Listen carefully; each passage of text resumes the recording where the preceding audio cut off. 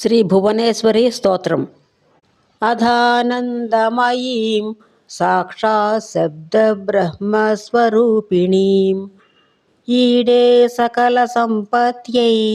జగత్కారణమంబికాం అద్యామశేషజననీమరవిందయోనే విష్ణో శివస్య చ వపుః ప్రతిపాదయిత్రీం సృష్టిస్థితిక్షయకరీం జగతాం త్రయాణాం స్తుత్వా గిరం విమలయాప్యహమంబికే త్వాం పృథ్వ్యా జలేన శిఖినా మరుతాంబరేణ హోత్రేందునా దినకరేణ చ మూర్తిభాజః దేవస్య మన్మథరిపోరపి శక్తిమత్తా హేతుస్త్వమేవ ఖలు పర్వతరాజపుత్రీ తిస్రోతసః సకలదేవసమర్చితాయ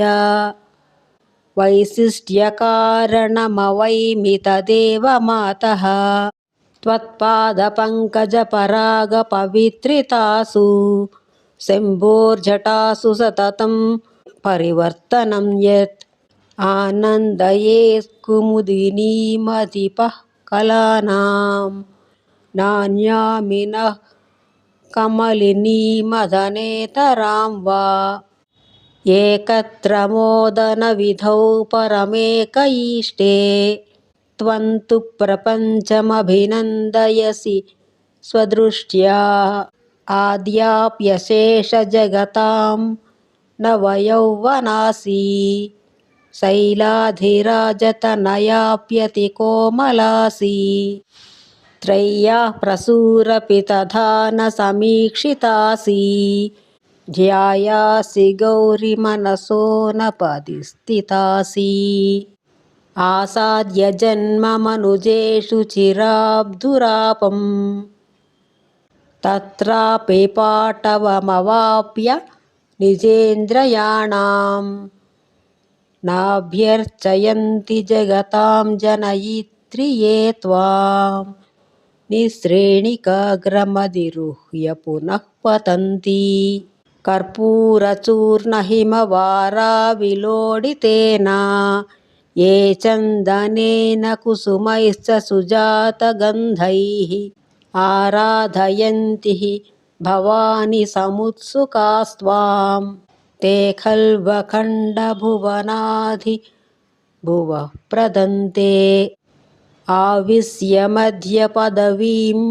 ప్రథమే సరోజే సుప్తా హి రాజసదృశీ విరచయ్య విశ్వం విద్యుల్లతావలయ విభ్రమముద్వహంతి పద్మాని పంచ విదలయ్య సమస్నువానా తన్నిర్గతామృతరసైః పరిషిక్తగాత్ర మార్గేణ తేన విలయం పునరప్యవాప్తా యేషాం హృది స్ఫురసి జాతు న తే భవేయుర్ మాతర్మహేశ్వర కుటుంబిని గర్భభాజః ఆలంబికుండలభరామభిరామవక్త్రా మాపీవరస్తనతటీం తనువృత్తమధ్యాం చింతాక్షసూత్రకలశాలిఖితాడ్యహస్తా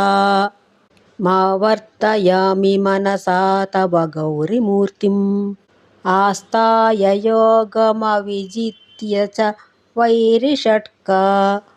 మా భద్య చేంద్రియగణం మనసి ప్రసన్నే పాశాంకుశాభయవరాఢ్యకరాం సువక్త్రా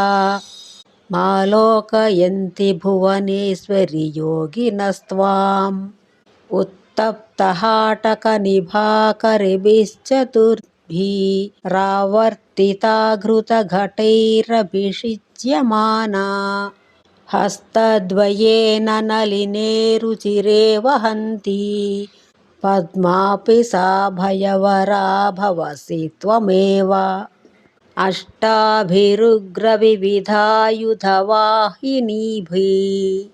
ద్వోర్వల్లరీభిరధిరుహ్య మృగాధిరాజం దూర్వాదళజ్యుతిరమార్త్య విపక్షపక్షాన్ यः कुर्वती त्वमसि देवी भवानि दुर्गा आविर्निदाघजलसीकरसोऽभिवक्त्रां गुञ्जाफलेन परिकल्पितहारयष्टिम् पीतां सुकामसितकान्तिमनङ्गतन्द्रा माद्यां पुलिन्दतरुणीमसकृत् स्मरामि हंसैर्गतिक्वणितनूपुरदूरदृष्टे मूर्तैरिवार्धवचनैरनुगम्यमानौ पद्माविवोर्ध्वमुखरूढसुजातनालौ श्रीकण्ठपत्निशिरसा विदधेत वाङ्घ्री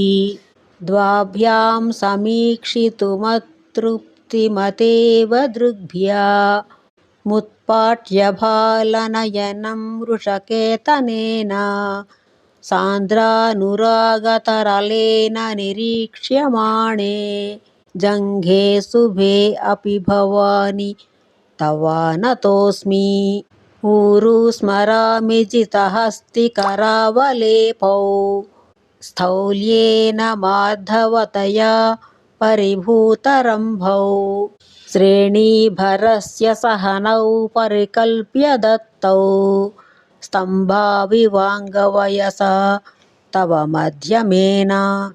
श्रोण्यौ स्तनौ च युगपत् प्रधयिष्यतोच्यैर्बाल्यात् परेण वयसा परिहृष्टसारौ